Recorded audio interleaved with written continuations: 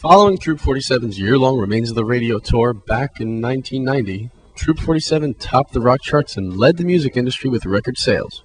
However, things were not so glamorous for frontman Frank Gabriel, whose wild stage antics and party-of-the-time attitude secretly began to lead him down a self-destructive spiral, all beginning with an addiction to Christopher Walken. The Walken thing was getting a little out of hand. It started,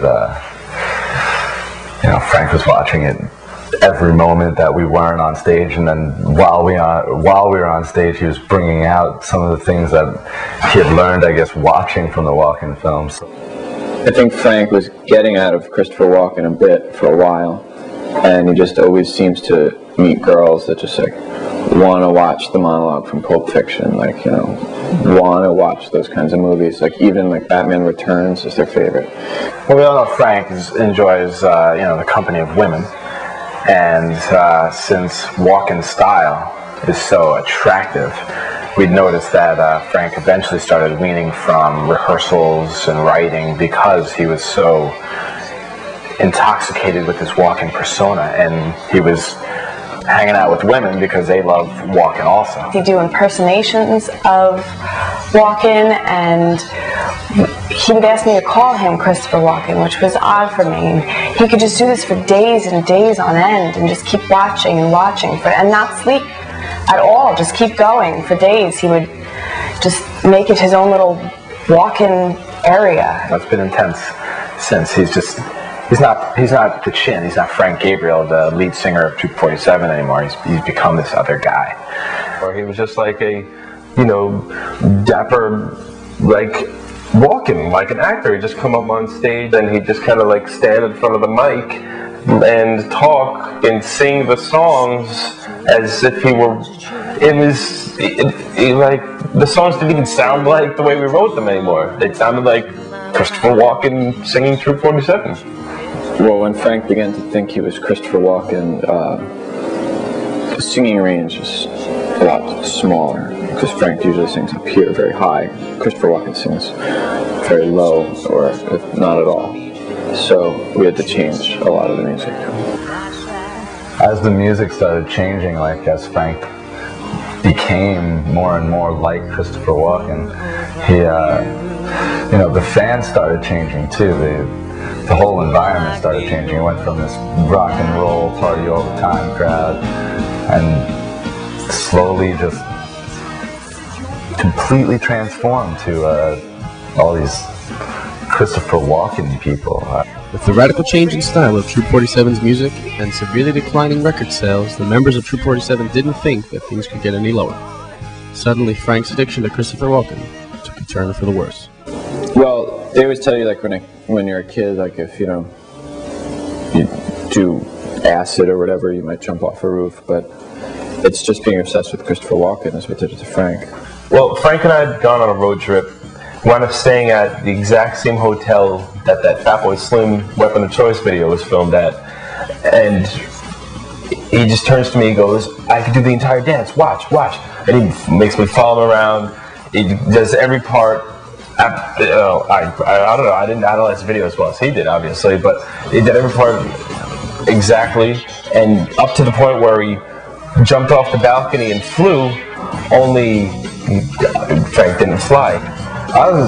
When I found out that Frank tried to fly like Christopher Walken, I was extremely impressed with how bold a step that is. But he's a complete moron for trying it. Because he's not Walken. Only Walken can fly. He's the only person in the world that can fly. Frank's injuries were severe. He broke his left leg completely, shattered it, and it had to be rebroken to heal, and now it's 3 inches shorter. So when he walks, he kind of walks around in a circle because he's off, which is odd.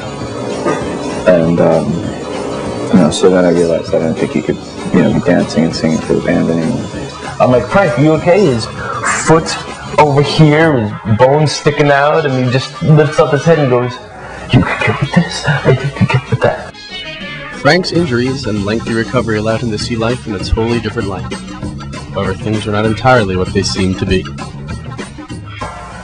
Well, after the accident, it did take a lot of time for Frank to get out of, the walk-in persona. He, took all the posters down, and he started to throw the movies out, and he got away from it. Finally, he started getting back to writing, and the band was able to get back into the studio. And, there were some remnants of walking there, the occasional slur, the occasional limp here and there, the occasional drive to do that one good dance move, but it was good to have him back writing and, working with the band again. His focus was on Troop 47 again, and not on Christopher Walken. He just had a renewed passion about the music, and it was very noticeable. He started writing songs again, and some of his most inspired work to date. So we went back in the studio and we recorded this song, My World Around. I don't know the exact name yet, but it's just about Frank's recovery from the addiction to walking, and I think it's good. I think it's going to be a good song, and but after a closer inspection of the lyrics, I think the song is about Gary Busey. I thought he was back and we were going to go on tour, but then he just disappeared. Have you heard from Frank? Have you heard from Frank? No, he just literally disappeared. No one's seen or heard from him. Like, I don't even know, to be hanging out with Sid Barrett growing up. Nobody talked to Frank, saw Frank. There was no way to get in touch with him.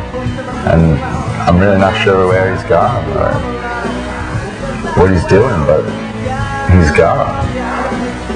Nobody knows where he is today at all. We have no idea. We don't know if he's dead or alive or anything. But I think if you look in the background of some Christopher Walken movies, you can see Frank there. That's what I believe.